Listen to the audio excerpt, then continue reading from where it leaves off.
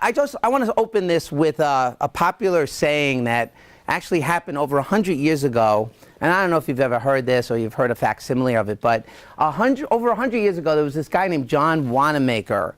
Now, John Wanamaker lived in Philadelphia. John Wanamaker was actually the first person in the United States to open up a department store, like a Target. He was called Wanamaker's. But the part of the story that I want you to pay attention to is John Wanamaker was so successful with his first department store. He was good friends with Thomas Edison, too. You heard of him, right? That people who owned businesses, ran businesses, did the marketing for the businesses in the 1800s, right?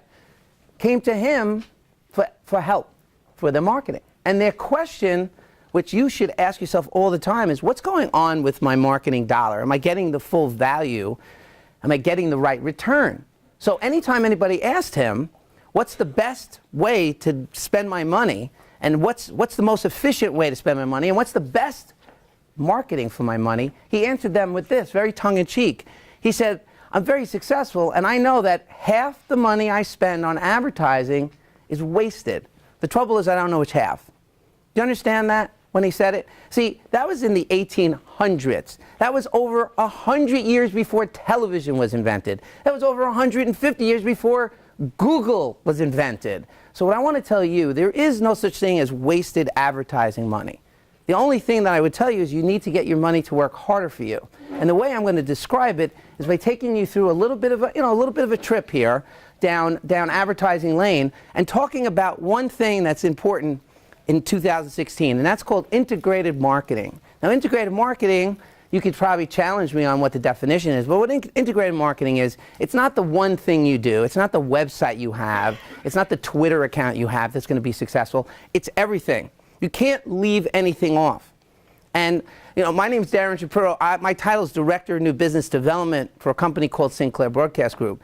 I've been in the TV business for over 30 years. So 30 years ago, if you met me, I would tell you the only thing you should use is television. If you told me you use Yellow Pages, I would say, Yellow Pages suck. And if you told me that the newspaper was what you use, I'd say, the newspapers suck. But I'm wrong, because there is no bad advertising. What I want you to do is get the most bang for your buck. Now, the company I work for called Sinclair Broadcast Group, I've been working for them for 27 years. When I started with them, they had 3 television stations. They have grown to be the largest broadcaster in the United States. We own or operate 171 television stations, including the 2 stations that are hosting this lunch, in 81 markets. Last year, this company built $1.6 billion in revenue. $1.6 billion with a B. That's Dr. Evil. What, nobody's ever seen that movie? Dr. Evil. Oh, this is a tough crowd today. Doctor, I did the whole leg. Dr. Evil. 1.3. Now, the reason why I tell you that is not to brag about the money. We're a publicly traded company. You could have found that out. I want you to know that because of the billions of dollars this company is valued at, we're able to offer you everything you need. You want a new website? Done. We could build you a mobile presence. We could take your website and upgrade it. We could get you into social media, Twitterverse, whatever it is you want. But we also have the dynamic of 2 very strong television properties. Now, over the course of the year, I travel the country 42 weeks. I see over 1,000 business owners. How many people in here actually are the business owner? Business owners? And how many people here do the marketing for the business? Okay, so I see a lot of people like you all year long. It's not my first go around. I want to tell you the things that I've learned, the things that I've seen, not from 20 years ago, but recently. But I want to point out a few things about our business. Now, we happen to be very proud. We're a CBS, right? CBS affiliate here, and a CW affiliate. In different markets, we own ABC and Fox. Those are our brands. How that works is we own television stations through the FCC. We have licenses, and then we have programming that we get from the networks, whether it's football or Survivor or whatever program. But that's the last time you're going to hear about these television stations, because that's not what you're here to hear about. I could pound my chest all day about TV, our TV stations, but those are our brands. I'm here to talk about yours, and I want to talk to you about the most important priority, which is partnering with local businesses. Our growth Our growth is not coming from General Motors. Our growth is not coming from Taco Bell. In fact, the reason why you see the room pretty much filled is you were chosen, literally chosen, because either you have a relationship with our salespeople, or the category of business you have, or something that is actually on our radar that will be a strong performing marketing schedule for you. And we want to offer you that today. But instead of me talking just about TV, I want to tell you I'm going to offer you compelling alternatives to what you're currently doing. How many people this week are currently on television with their company? Anybody on television right now? A couple of people, ladies and gentlemen, my family right over there. Right, there's my sister and my brother right there. I don't know how they got in here. But either way, most of you are not on TV. I'm not exactly sure why, but usually people think because they can't afford it. Okay? That's our mistake. We go around pounding our chest about millions of dollars for the Super Bowl and billions of dollars for the Olympics. But we obviously want to get into a relationship where we can get you in front of our audience. In fact, we have we're actually a really cool business. The first part of our business is we're trying to get local consumers to watch our station. But the other customer we have is you. We're going to spend millions of dollars on our news, millions of dollars on our programming, promoting, watch our station, and then we go to you, and it's not going to cost you millions of dollars to actually reach those exact people. The people who live in this area are the people who watch this station and the people who should be your customers. But what I would tell you is that television alone, just the television schedule, is not what makes it effective. It's got to be a great idea. Something's got to be compelling for a local business owner to talk to a local consumer. But if I would talk about the asset that we have nowadays, it's about integrated marketing solutions. So what I'm going to take you through is the fact that the only reason why your marketing will be effective is if it truly mirrors current consumer behavior. How many people in here have a website for your business? Raise your hands, raise your hand. Okay, you don't have websites because Al Gore invented the internet, right? Al Gore. Al Gore, you guys remember Al Gore? Al Gore, vice president. Okay, everyone under the age of 40 has to leave my room right now. Al Gore, ask your mother. Yeah, he said he invented the internet. You know, you have it because it mirrors consumer behavior. But if I look around the room, like I say, we have a nice intimate crowd, filled just about every single seat here. I want to know a few things from some of you. So I know some of the people in the front are like worried now that I'm going to start calling on them, and I will. But I want to ask anyone, I'm going to point to you, and I apologize if I point, but that's how I'm able to select you. But I want you to tell the audience your name, the name of your business, and your main source of marketing. Now, I'm very quirky. Word of mouth is not marketing. A lot of people like to say word of mouth. Word of mouth is not marketing. Marketing is defined by the message that you control to the people you want to hear it. You don't control word of mouth. You can control what they say, when they say it, how they say it, who they say it to. That's not marketing. Is it an important part of the integrated solution? Yes. But marketing is what you control. Maybe it's your website. Maybe it's your Facebook page. Whatever it is, I just want to know what your main source of marketing is. So I'll start with this young man right here. Yes? My name is Zach Halloran. I'm the owner of Twill, a local company here in Albany. And What's that? What does Twill do? We're a startup company that sells organic textiles. Okay. And for everyone we sell, we give them back to local children in need. Oh, great. And then I also help manage another company called TSL, which is a child care program. Oh, awesome. And 79% of our traffic comes from Facebook. Okay, so you're social media. We're just broad-based. We'll call it social, but that's awesome. Yes, this young lady. My name is Kim Melizzi. I'm the owner of Invisible Fence, the Tri-Cities in Hudson Valley. For doggies? For dogs and cats. Okay. They don't pay any attention, cats, right? Invisible fence? I will jump over that. I would say most of it is internet-driven. Okay, very good. No, I appreciate it. Again, I want you all to hear that everybody's kind of in your same, this young man. Yes? Mark Pratt, Victory Hey, Mark. Christian Church. Victory Christian Church, and main source of marketing, besides the Lord. Yes. He's everywhere. We do direct mailing, we do Facebook, internet, we've done TV with CBS 6. And you made $1 million. Thank you. Very good. We got plants all over the audience today, don't we? It was fantastic, he said. Okay, well, thank you. Good. Welcome back. Okay. Yes, young lady. Jessica Denyu from the Addictions Care Center and social media. Yes, you know, and she said she's from Addictions Care Center. You know, unfortunately, and over the years, you know, in and out, if anybody is paying attention to the news, at all is that across the United States, I mean, I travel everywhere. I'm in Columbus, Ohio, Vegas, doesn't matter. There's a unusual amount of increase in heroin addiction, all right, opioids.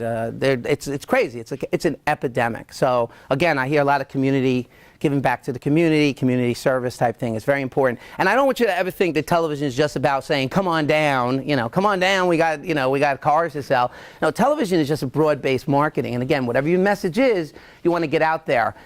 Look, if I'm talking about the most important person that deals with your marketing, it's going to be the consumer. And by the way, there's only 3 types of consumers. Now, I want to tell you a secret about marketing. Marketing doesn't make anyone do anything. In fact, the only reason why marketing is effective is that as human beings, we go through trigger events.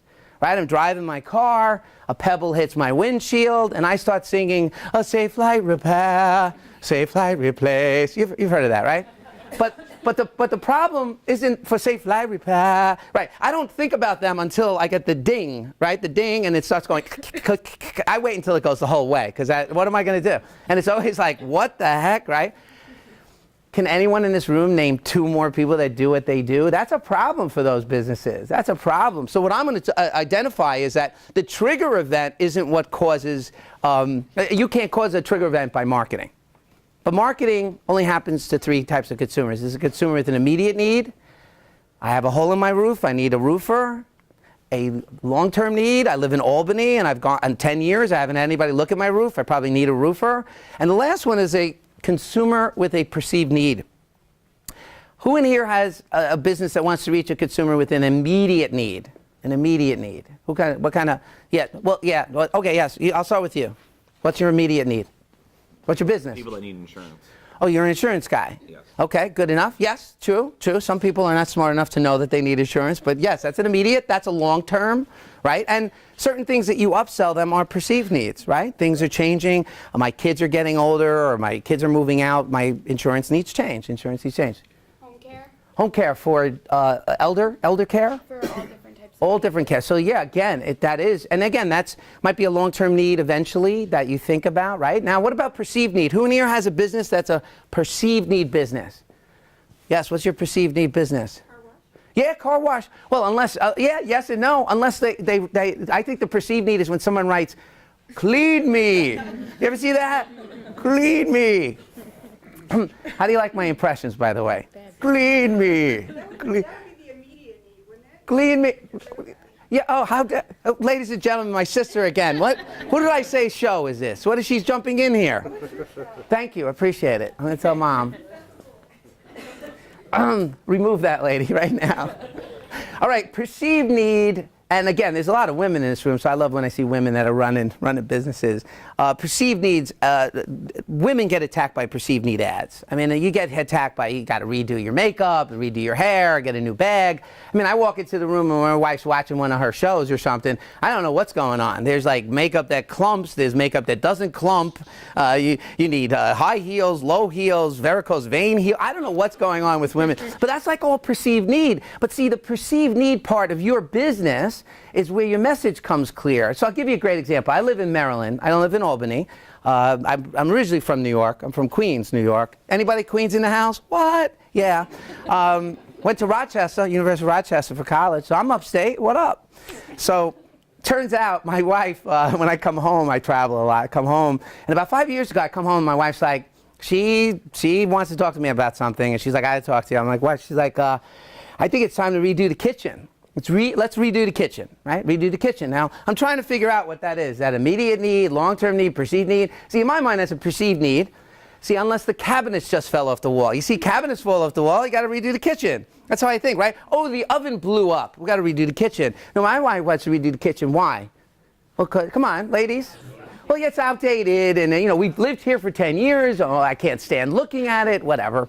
So I said, you know what? Once again, I said, well, that sounds great, but how much? How much? Right. So the first thing out of her mouth is $60,000. So after I fainted and a little puke came out of my mouth, I said, $60,000 for a kitchen? So she says, oh, and she doesn't cook. And she says,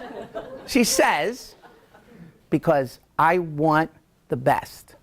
Who in here offers the best service? Go ahead, raise your hand. You better all, what are you kidding? Someone like, well, yeah, I don't really. No. Right. I want the best.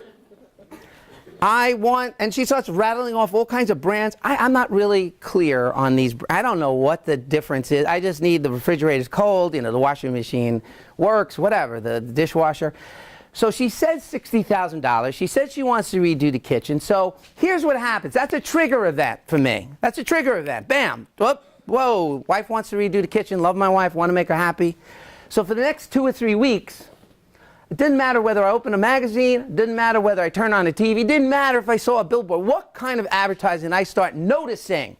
Come on, $60,000 for a kitchen.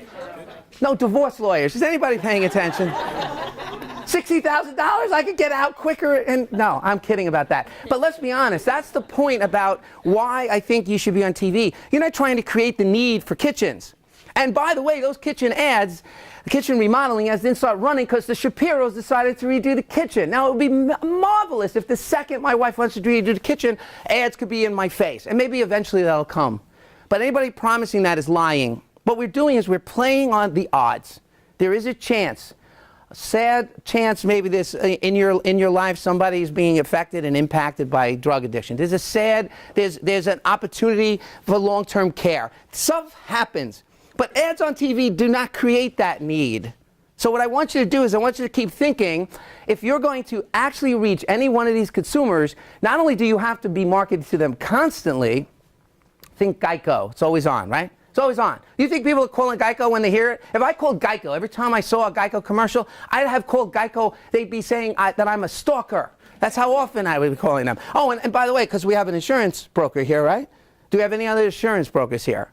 There's only one? Good. Okay, there's another one. There's two. So I don't want to offend you guys, but let's be honest. Insurance, what's more boring than insurance? Come on, take it easy. What's more boring? Does anybody get excited about insurance? Am I calling my wife after this meeting saying, honey, when I get home, we're doing insurance tonight, and we're talking deductibles, and no, we're not. But I'll tell you what the difference is between all those insurance companies right now. And I want you to hear about it, because this is the difference between you and your competitors if you do this. It's the marketing. Discount double check, we are farmers, bump it, bum. Progressive, Allstate, the elephant. What are we talking about here? Well, we're talking about the creative drives the consumer to believe they're going to get a better deal. But we all know it's my driving record that makes it a better deal. Oh, you want to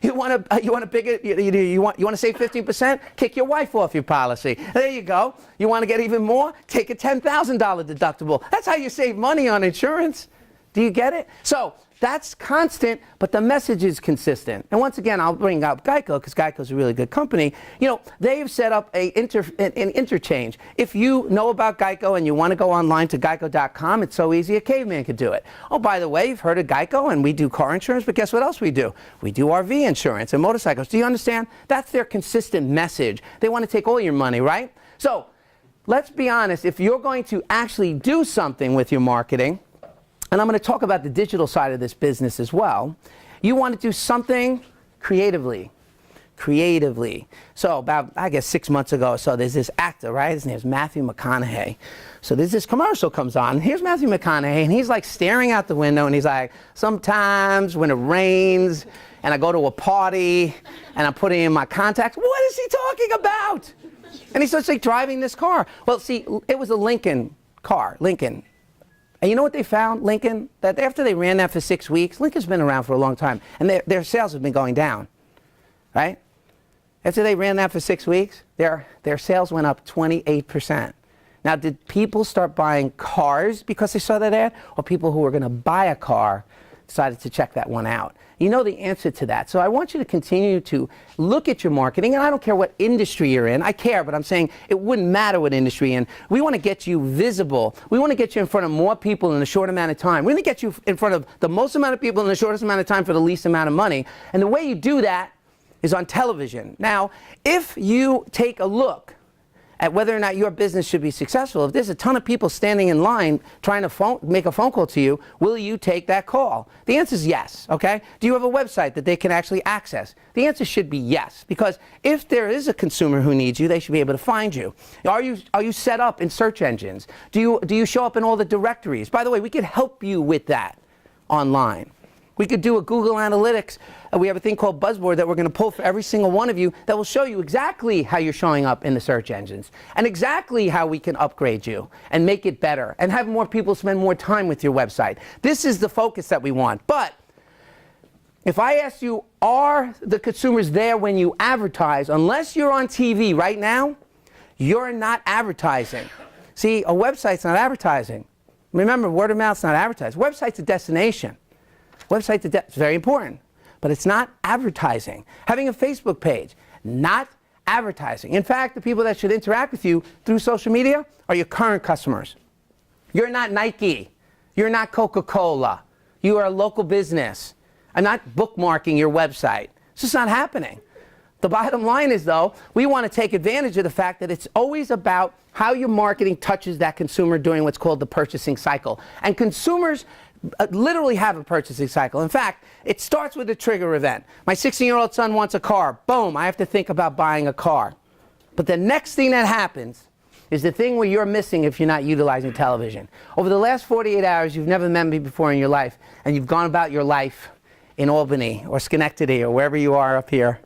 This is Schenectady where we are, right? In this building. You are currently in Schenectady. Thank you. I just like saying a Schenectady. But over the last 40 hours, you've been impacted by over 20,000 media impressions. When you wake up in the morning, those sheets that you sleep on, the alarm clock you use, the coffee you drink, the shoes you wear, the car you drive, the gas you put in your car. These are brands. And every time you see an ad, whether it's a Geico ad or a car ad, you're getting inundated with brand impressions. In fact, we have the capacity as human beings to hold over